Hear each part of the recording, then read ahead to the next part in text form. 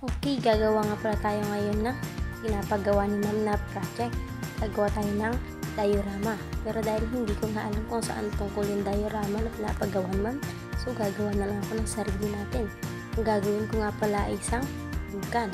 So syempre, inuna ko munang ihanda yung mga materyales.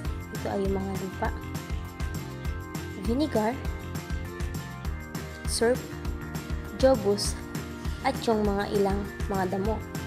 So, gumagawa na nga pala ako dyan ng malaking bundok kung saan sumisimbol siya sa parang isang vulkan.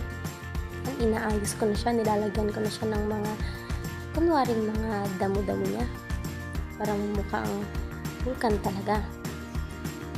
So, inaayos ko na lang siya dyan. Pinapaganda ko para magmukhang talagang vulkan. Lalagyan ko ng mga damo sa paligid niya. And then, pinadagdagan ko ng mga lupa. Medyo nahirapan nga pala ako sa pagkuha ng lupa kasi medyo malayo yung pinagkuhanan ko. And then, yung mga damo, saglit lang kasi marami lang damo dito sa ISU site. So, yan. Sige, gumagawa pa rin ako ng vulkan.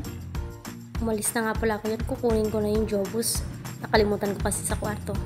Saka pupunta na ako sa kusina para kumuha ng suka.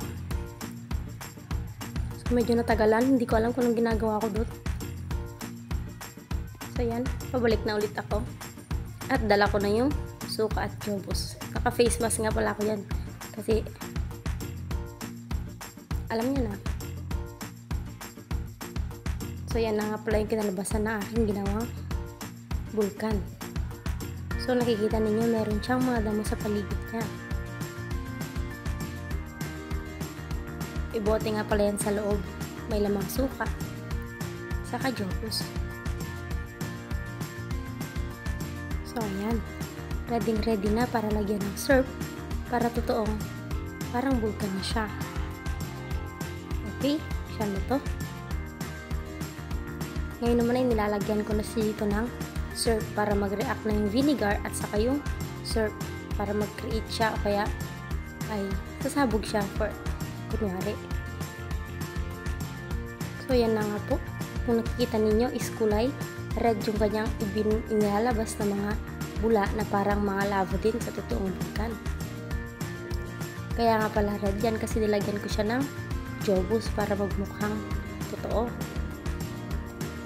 So, ayan, medyo malikot yung pag-video ko dyan kasi ako lang talaga, wala akong katulong. Pasensya na. So, ayan, nakikita na siya. Okay, nag-react talaga yung syrup at saka yung vinegar na nilagay natin. At saka pampakulay, nilagyan ko rin siya ng jobus. So, ayan, kung makikita ninyo, para talaga siyang isang maliit na vulkan.